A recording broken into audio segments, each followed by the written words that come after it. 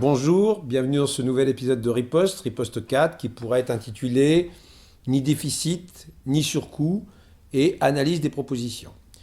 Bien, nous sommes en période de négociation d'assurance chômage et comme toutes les périodes de négociation d'assurance chômage, systématiquement, on nous parle de déficit, on nous parle de surcoût et on avance tout un nombre de chiffres dont on pourrait croire qu'ils proviennent d'une démarche scientifique sérieuse. En fait, la plupart de ces chiffres sont biaisés et on peut parler à ce niveau-là même de fraude scientifique. C'est pour analyser tout ça, pour essayer de décrypter tout ça, que nous avons avec nous Mathieu Grégoire, qui est donc maître de conférence à Amiens, qui est spécialiste des intermittents du spectacle, qui a fait une thèse sur les intermittents du spectacle, et qui est co-auteur du rapport commandé par le Syndéac, le syndicat des directeurs de théâtre, sur l'analyse et le chiffrage de nos propositions. Alors, c'est vrai que tous ces chiffres sont mis en avant dans un but précis, montrer que les intermittents du spectacle sont privilégiés ou montrer que les chômeurs sont des privilégiés afin de toujours faire des économies sur le dos des chômeurs en faisant des réformes à la baisse qui éliminent une partie d'entre eux. Alors, on va d'abord revenir sur cette histoire de déficit et sur cette partie du riposte 1 qui de temps en temps est mal comprise. C'est cette partie de la fameuse balance analytique, parce qu'il ne s'agit pas d'un déficit, il s'agit d'une balance analytique négative, à savoir on fait quoi? On fait la différence entre des cotisations versées et des indemnités perçues.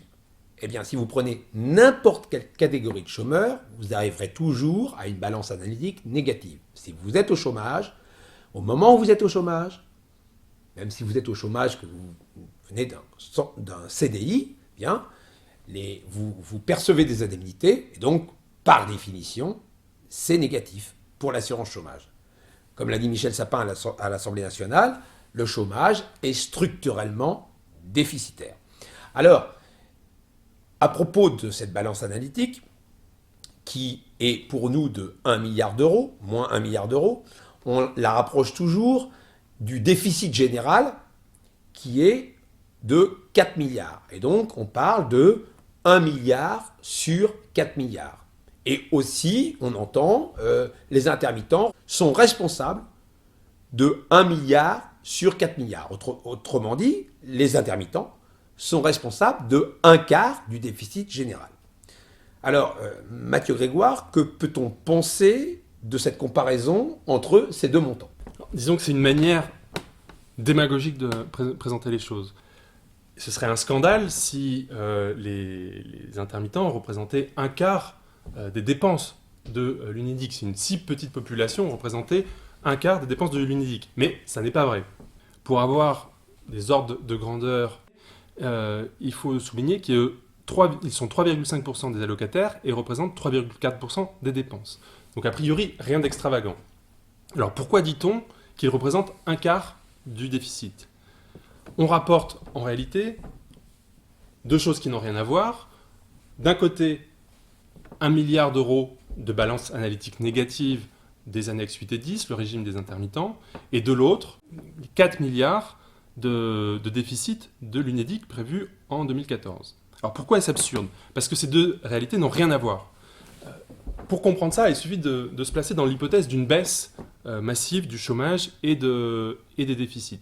Si les déficits baissaient, par exemple, à 1 milliard, de l'autre côté, la balance analytique des intermittents demeurerait proche d'1 milliard. On pourrait alors rendre responsables les intermittents de 100% du déficit. Inversement, si le déficit continue à s'alourdir, à s'aggraver, alors les intermittents seront de moins en moins responsables de ce déficit. Au final, on a affaire à un procédé qui est purement rhétorique, un indicateur qui n'a pas de sens. Par ailleurs, il faut effectivement bien comprendre qu'il est normal, dans le cadre d'une assurance, qui plus est dans le cadre d'une assurance sociale, que certains cotisent davantage qu'ils ne perçoivent d'allocations et que d'autres perçoivent davantage d'allocations qu'ils ne cotisent. C'est la nature même d'une assurance. Autrement dit, Mathieu Grégoire, les deux courbes du film Riposte 1 ne sont pas de même nature, ne sont pas comparables. Et autrement dit, on pourrait, maintenant que tout le monde est censé le savoir, attaquer toute personne qui ose faire cette comparaison. Cette comparaison, définitivement, n'a pas à être faite, car elle n'a aucun sens et aucune réalité scientifique. Alors, le régime des intermittents du spectacle représente-t-il malgré tout un surcoût par rapport au régime général? Alors, cette idée a émergé pendant la commission d'information parlementaire qui a été menée par Jean-Patrick Gille en 2013. Et l'idée, c'était que si on supprimait les annexes 8 et 10, si on supprimait le régime spécifique des intermittents du spectacle, eh bien les intermittents du spectacle seraient quand même indemnisés par un autre régime qui est le régime général. Et ça ferait 320 millions d'euros d'économie. Alors, il y a deux idées qui ont été développées avec ce surcoût de 320 millions d'euros. C'est les uns disaient, finalement, c'est pas grand-chose, parce qu'au départ, on partait d'1 milliard, et puis finalement, on arrive à 320 millions d'euros. Et puis, il y a le MEDEF qui s'est servi de cette idée-là pour dire, voilà, les 320 millions d'euros, c'est le surcoût de la culture. Et donc, ce qu'on fait, c'est qu'on bascule tout le monde au régime général, et on demande à l'État de payer ce surcoût de 320 millions d'euros. Alors, afin de comparer les deux régimes, je vais d'abord vous exposer leurs règles. Pour le régime général, les critères d'accès, le nombre d'heures à faire, c'est 610 heures en 28 mois pour les moins de 50 ans et 610 heures en 36 mois pour les plus de 50 ans.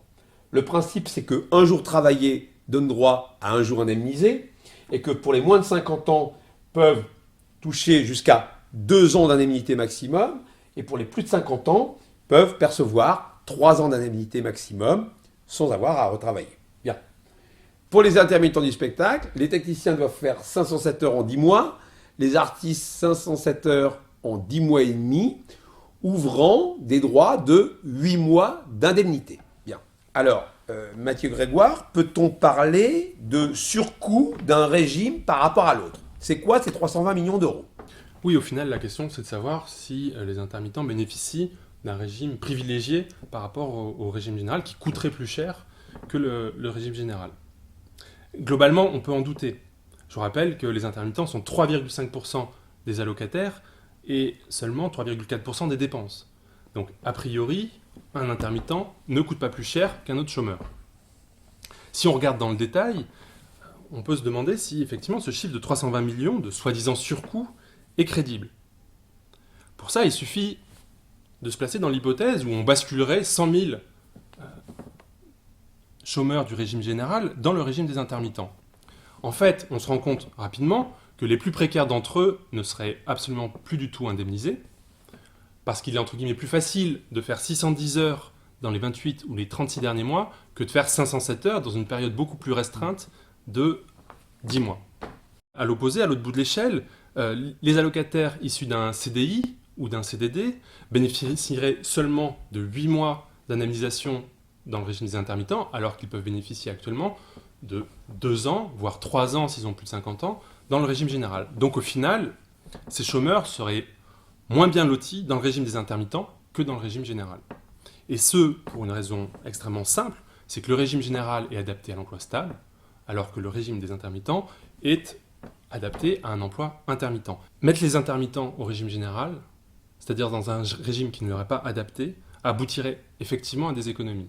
L'inverse est d'ailleurs vrai. Mais ni le régime général, ni le régime des intermittents n'est plus coûteux ou privilégié que l'autre. Il ne faut pas confondre l'idée d'adaptation et l'idée de privilège. Alors pour résumer, ce qu'on peut dire, c'est que en basculant des intermittents au régime général, ou en basculant des chômeurs du régime général dans le régime des intermittents, on ferait obligatoirement des économies en arrêtant d'indemniser une partie de ces populations de chômeurs. En fait, quand des chômeurs sont dans un régime qui n'est pas adapté à leurs pratiques, eh bien évidemment, ils passent à travers les mailles du filet et c'est ce que l'UNEDIC appelle économie, c'est ce qu'on pourrait appeler aussi plus grande précarité. Bien. Alors, pour aller au bout de ça, on pourrait se dire que pour faire des économies, il faudrait supprimer l'assurance chômage.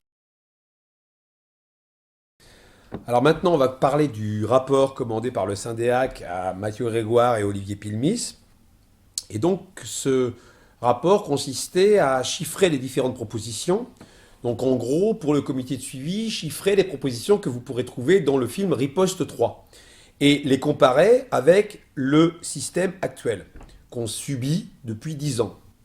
Pour rappel, en 2003, on est passé à un principe assurantiel où on exclut les plus pauvres au profit des plus riches et nous proposons un système mutualiste, redistributif.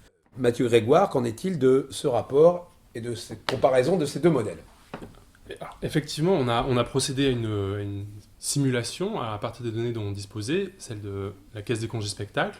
On disposait des salaires, des durées d'emploi de chaque intermittent, et on a calculé à partir de ces données, d'une part, ce que coûtait le système actuel, et d'autre part, ce que coûterait un système alternatif. Alors on a abouti à 3 conclusions. La première conclusion, c'est qu'en revenant au principe de la date anniversaire, en fixant le seuil à 507 heures en 12 mois et plus 10 mois ou 10 mois et demi, on augmentait seulement le nombre d'intermittents indemnisés de 3,9%. La seconde conclusion de l'étude, c'est de montrer que ce que les partenaires sociaux considèrent généralement comme le levier privilégié pour éliminer un certain nombre d'intermittents, c'est-à-dire le seuil à partir duquel on est éligible à l'assurance chômage, les 507 heures, en réalité joue très mal cette fonction. Ce qu'on observe, c'est que en durcissant ces règles, on occasionne beaucoup plus d'exclusion, certes, mais d'exclusion ponctuelle. Des personnes qui sont exclues de l'indemnisation pendant 1 mois, 2 mois, 10 mois. Mais pas tellement d'exclusion définitive. Autrement dit, ce qui se passe, c'est qu'avec ce levier, en durcissant ce levier, on augmente la précarité, on augmente la difficulté, la discontinuité dans l'accès à l'indemnisation chômage des intermittents, et on ne régule pas définitivement, disons, le nombre d'intermittents. De ce point de vue, le modèle revendiqué par le comité de suivi génère beaucoup moins de précarité. Le nombre d'intermittents qui connaissent une rupture provisoire d'indemnité est 70% plus élevé dans le système actuel que dans le régime revendiqué. Donc la troisième conclusion de cette étude, c'est que le modèle du comité de suivi, le modèle alternatif, n'est pas plus coûteux que le modèle actuel d'indemnisation. Selon les paramètres qu'on choisit pour le principal dispositif d'économie, qui est un plafond de cumul de l'indemnité et du salaire des intermittents, on obtient soit un niveau équivalent de coût, soit, avec les paramètres les plus sévères, 100 millions d'euros d'économies par an.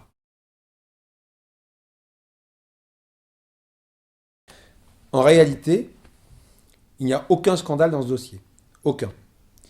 Le chiffon rouge est agité en fait pour masquer une vérité qui, elle, est scandaleuse. La vérité scandaleuse, c'est que dans ce pays, un chômeur sur 2 n'est pas indemnisé. Et pourquoi il n'est pas indemnisé? Parce qu'il y a beaucoup de gens qui font des contrats courts et qui n'ont pas, comme nous, un régime spécifique adapté à leur pratique d'emploi.